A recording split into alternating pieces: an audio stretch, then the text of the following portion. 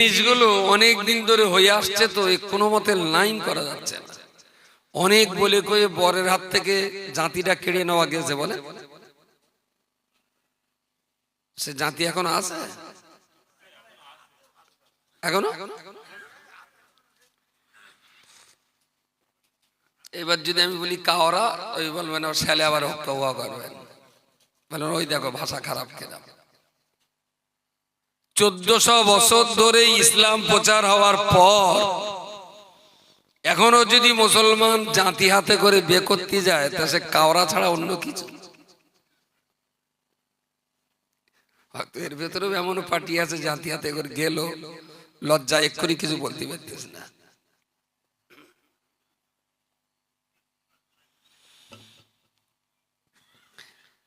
ইসলাম ধর্মের প্রতি ভক্তি, মহব্বত, ভালোবাসা, শ্রদ্ধা ঘাটতি নেই, ভালোই আছে। ঘাটতি শুধু একটাই, ইসলাম ধর্মটা একটু বুঝপাড় করা, একটু বুঝপাড় করে নেওয়া। সেই জায়গায় দাঁড়িয়ে নামাজের নিয়তটা বলার চাইতে অনেক গুরুত্বপূর্ণ হলো নামাজের দোয়া পড়া। জানাজার ভিতরে যে দোয়াগুলো হয়, কত সুন্দর দোয়া। আল্লাহুম্মা গফির লি হাইয়িনা ওয়া মাইয়িতিনা ওয়া শাহিদিনা ওয়া গায়িবিনা ওয়া সাগীরিনা ওয়া কাবীরিনা ওয়া যাকারিনা ওয়া উনসানা। ইমরান যখন ওয়াজ করছিল পাঁচু মোল্লা, শুক্র মোল্লা, আমার খুব ভালো লাগছিল। আমি দেখছি একটু দেখ, পরে শুধু একটু মনে হচ্ছে যে ফোন করে বলে দেয় যে পড়া মোল্লার কথা একটু বলে দাও। শুক্র মোল্লা, পাঁচু মোল্লা সব তো চিত মোল্লা হয়ে যাবে যদি পড়া মোল্লা না থাকে। বলেন, যদি পড়াশুনো না জানে তাহলে নামাজই হবে না, হ্যাঁটু বড় হয় সারা।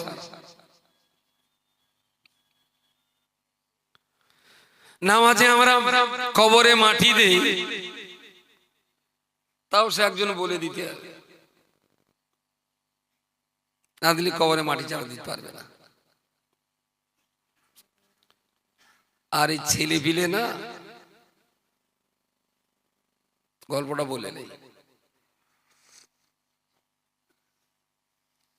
বুড়ো বয়স একটা লোক কৃষি কি করে চাওড়াটা বে করে ফেলেছে। বে করলে সতীন ঘরে ঢুকেছে। এখন আল্লাহ ওর একটা ছেলে দিয়েছে, আর আগে গিয়ে দেখে সতীনের তারও একটা ছেলে হয়েছে। এখন সে নিজের ছেলেটা বাদ দে, সব সময় সতীনের ছেলেটা নিয়ে ছোট বউ বড় বউ ছেলেটার বিরাট যত্ন করে। তা সারা গ্রামের লোক বলে তোরা তো বলিস সতীনীর ঘর, দেখে আগে গেছে অমুক লোক দুটো বউ নিয়ে ঘর করতেছে, ছোট বউটা কি যত্ন করে বড় বউটার ছেলের, সচরাচর দেখা যায় না। আর ও নিজের ছেলে কাদা মাটি ধুলো মেখে বেড়াচ্ছে, সেদিক খেয়াল নেই, কিন্তু বড় বড় ছেলের কোলে তেলাবায় না। তার লোকে বলে তা তোর ছেলেটা যত্ন কর, দেখে সংসারটা না বড় বউর, সংসারটা ওর, আমি উরির মশারি মশা করে ঢুকে পড়ি, এ সংসার তো আমার না, ওর সংসার, আমি এসে গেছি, তোর একটু যত্ন খাতির না করলে হয়, ও আমার বড় বউ হয়, এদিক সেদিক করে বোঝায়। কিন্তু গ্রামের কিছু লোকের চোখে পড়ে গেছে যে এর পেছনে কোনো রহস্য আছে। এত যত্ন তো নিজের ছেলের খাওয়াচ্ছে না, সতীনীর ছেলের খাওয়ানে ব্যস্ত, নিজের ছেলে ঘুমাচ্ছে না কিনতেছে, সতীনীর ছেলের ঘুম পাড়াচ্ছে। এখন সেই ছেলে হতে হতে 1 বছর 2 বছর 3 বছর 4 বছর ছেলে কোলেতে ফেলে না, ওই সবাই ঘুমির তুললি কোলে করে নি, খাওয়া দাওয়া রান্না খানা সব ওই কোলে কোলে। খুব গোপন করে একজন জিজ্ঞেস করছে, বউ তোর একটা কথা বলবো তো, বল। বলছে তুই সতীনীর ছেলের এত যত্ন করিস কেন? তাহলে কার সঙ্গে বলবো না তো? বলছে না, বলছে অ্যাকচুয়াল আমার শহরে 10 বিঘে জমি আছে, আর 10 বিঘে জমি আমার কচির বাপ পাবে, আর এই 10 বিঘে জমি ভাগ করলে এরা 2 ভাই 5 বিঘে করে 5 বিঘে পাবে।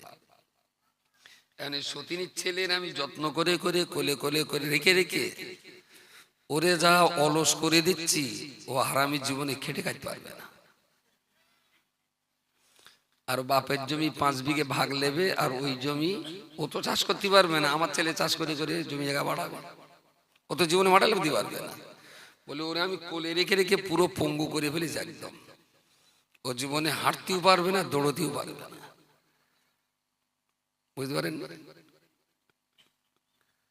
তা আমরা মোটামুটি আঙ্গার সতীনগুলোরে কোলে করে রেখে রেখে রোজার সময় নিয়ত বলে দেওয়া হলো, ইফতারের সময় নিয়ত বলে দাও, কবরে মাটি দিতে যাবে নিয়ত বলে দাও, বিয়ে হয়ে গেল বলে দিতে হবে, উঠে একটু সালাম মারাও, সব হুজুররা বলে দেবে, তারপর ওরা করবে। এ বলো আপনাদের উপকার করতেছে, বলো আসলে মাস দিচ্ছে, বলো কিছু যাচ্ছে মাথায়? জীবনে ওরা খেটে খেতে পারবে, জানে হুজুর বলে দেবে। আর এই হুজুর বলে দিচ্ছে বলেই তো এরা জীবনে পড়ার প্রয়োজন মনে করে না। ও যেটা দরকার হুজুর বলে দেবে। এই করে করে আমার দৃষ্টিতে সর্বনাশ হয়ে যাচ্ছে। একদম আইন করে বন্ধ করা উচিত। যার ধর্ম তার করতে হবে, যার ধর্ম তার করতে হবে। কত সুন্দর একটা কথা। কবরে এক মুঠো মাটি নিয়ে বললাম মিনহা খালাকনাকুম, বলে এক মুঠো মাটি দিয়ে দিলাম। আবার এক মুঠো মাটি ধরে অফিহা নুঈদুকুম, আবার এক মুঠো মাটি নিয়ে বললাম অমিনহা নুখরিজুকুম তারাতান উখরা। কেমন নিজে পড়বো, নিজে একটু বুঝবো, কবরে কবরে মাটি দিয়ে আমার একটু আনন্দ হবে যে না আমি আমার ভাইয়ের কবরে মাটি দিতে পেরেছি। আর আমাদের সবাই আমাদেরই কবর টবরে যা হয় না, ও ফেদা একটাও 2-4টে লোকের হয়। কবরের ধারে পাশে থেকে ও তো যায় না, গেলি যদি আবার টেনে যদি ওরা আবার সুখ গেলায়, ওখানে কবর দিচ্ছে আর এখানে সব মরে, কেউ লুঙ্গির কোসরে, কেউ জামার কোসরে, কেউ একটা ডেক্সি টেক্সি ধরলো, পরে অতি দিয়ে দিলাম। আমি বলি খালু তা তুমি তো কবরে মাটি দাওনি, তুমি তো মাটি ডেক্সি দিয়ে দিয়েছ, বেকার। যারা মাটি পড়ে ডেক্সিতে দিয়েছে ওই মাটি একটাও কবরে দেওয়ার সওয়াব হবে না, কল্লা কেটে দেবো যদি কেউ প্রমাণ করাতে পারে। সওয়াব পেতে গেলে মাটি নিজে নিয়ে পড়ে নিজে হাতে কবরে দিতে হবে, তবে সেটা কবরে মাটি দেওয়া হবে। আর এরা যা দিচ্ছে কোসরে মাটি দিচ্ছে, ডেক্সিতে মাটি দিচ্ছে, আর বাড়ি গিয়ে কিনে জিজ্ঞেস করে বলে বেয়ের কবরে মাটি দিয়ে দিলাম। তার মানে মিথ্যে কথা বলে আর একটা কথা হলো, মাটি তো বের কবরে দেয়নি, বের ডেক্সিতে দিয়েছে।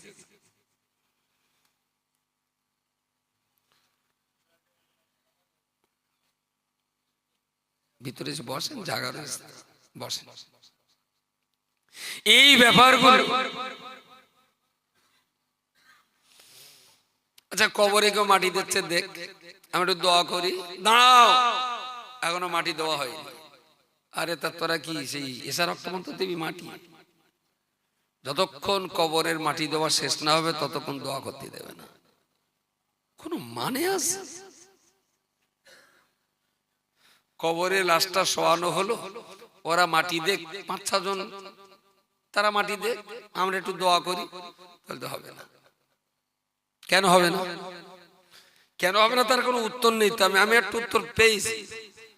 উত্তর হলে এই মাঝে মাঝে আবার এরকম হয়, এ দেখো পরে ফিনিশিং করুক, একটু কবরটা ছেড়ে দাও, আমরা একটু দোয়া করে নেই। এরকম একটা হয় না?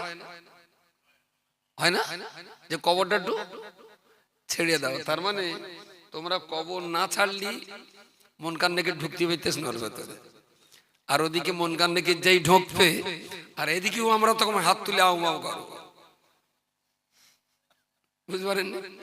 ওদিকে ও যখন জিজ্ঞেস করবে মান রব্বুকা, আমরাও তখন আউমাউ করে বলে আল্লাহ তুমি একটু থেকে দাও। এই জন্যই কবর ছেড়ে দে, তাই হাত তোলে। এটা আমার অনুমান বলছে, তাই অন্য কোনো কারণে আমি খুঁজে পাচ্ছি না। ওই হাদিসে আছে যে কবর দেওয়ার পর 40 কদম যেতে না যেতেই ফারিস্তারা ওই কবরে প্রবেশ করে। সেইটা যে দোয়াটা তখনই হবে, আমরাও কবর ছেড়ে বেরিয়ে আসবো, ফেরেশতাও যাবে, সেই তর্কে আমার দোয়া শুরু হবে। তাহলে একেবারে কুইক অ্যাকশন হবে, অ্যালোপ্যাথিক ডোজের মতন, ট্যাবলেট দিলেই ব্যথা উঠবে। আচ্ছা, এটা কোনো কাজের কথা হলো? মাটি 5টা লোকে দেখছে, দেখ এতটা মানুষ দাঁড়িয়ে রয়েছে এই টানা রোদি, কখনো একটু ছায়া হয়, কখনো বুড়ো মানুষ। বহু জায়গায় আমি দেখেছি জানাজায় দাঁড়িয়ে কথা বলতে বলতে বা কবর দিয়ে অপেক্ষা করতে করতে দুটাটা বুড়ো পড়ে যায়। আবার এই ব্যামগা যদি একটু বসতে বলি, তাহলে তো হুজুর কবরস্থানে বসা যায় না। আমাদের সমুদ্রে বসা যায় না, তো শোয়া যায়, গুটি এখানে বসো একটু দয়া করে। ঠিক কেঁপতেস বলো, হাতে একটা লাঠি নে ধরে কেঁপতেস, বসবে না, বলতে না কবরস্থানে বসতিনি, আমি বসতিনি, সুতি আছে, ছুটি এখানে শোত। আচ্ছা, একটা এমনি টুকটুক করে হাঁটলি বলে এক যদি হাঁটা যায়, কিন্তু এরম এরম বুড়ো মানুষের পক্ষে হঠাৎ চেয়ে এক জায়গায় দাঁড়িয়ে থাকা কিন্তু বেশি কষ্ট। খেয়াল করতে গেছেন, টুকটুক করে হাঁটলি সে একটা যুগ, কিন্তু বেশিক্ষণ এক জায়গায় দাঁড়ালে পড়ে যাওয়ার ভয় আছে। কবরস্থানে যতক্ষণ লাশ কবরে রাখা না হয় ততক্ষণ পর্যন্ত দাঁড়ানো বসাটা বেয়াদবি। লাশ শোয়ানো হয়ে গেলে তখন কষ্ট হলে, বয়স্ক মানুষ হলে বসাটা মোটেই বেয়াদবি না, মোটেও বেয়াদবি না। দু চারজন ওরা কবর দিক, আমরা এদিকে দোয়া করি, সময়টা তো বাঁচলো, ভেরি গুড, কোনো অসুবিধা নেই। কিন্তু কবর দেওয়াকালীন দোয়া চলবে না, বহুদিন ধরে চলে এসতেছে। তার মানে সেই অবশ্যের কালী পুজোর রাত্রেবেলা রুটি ওর গোশ খাওয়াবে না, বহুদিন ধরে খাচ্ছে, এক্ষুনি ছাড়া যায় বলে দিন, অনেক দিন ধরে খাচ্ছে। মিনহা খালাকনাকুম ওয়া ফিহা নুঈদুকুম, এটা তো কবরে মাটি দেওয়ার কোনো দোয়া নয়। দোয়া সেই কথাগুলোকে দোয়া বলা হয় যেগুলোর মধ্য দিয়ে আমার আল্লাহকে ডাকি, কিংবা আল্লাহর কাছে কোনো কিছু আমরা নাজাত চাই, সেইগুলোই তো দোয়া কিংবা মোনাজাত। আসলে আমরা হাতে মাটি নিয়ে যে কলমাটা পড়ি, যে বাক্যটা পড়ি, ওটা তো আমার আল্লাহ পাকের কালাম। মিনহা খালাকনাকুম, ও বান্দা, এই মাটি দিয়ে তোমাদের তৈরি করা হয়েছে,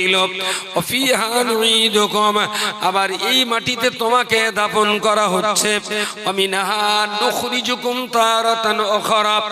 এই মাটির ভিতর থেকে আবার তোমাকে হাসরের মহামাঠ ময়দানে দ্বিতীয়বারের জন্য আবার তোমাকে দাঁড় করানো হবে।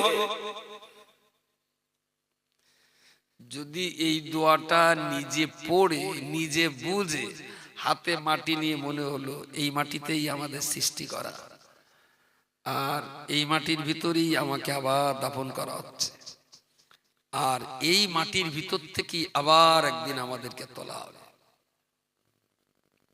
আমি পড়বো, আমি বুঝবো, দোয়াটা আমার জবান দিয়ে পড়বে, দোয়ার গভীরতাটা আমার অন্তর উপলব্ধি করবে, তবে তো কবরে মাটি দিয়ে সওয়াব আর কবরে মাটি দেওয়ার সার্থকতা।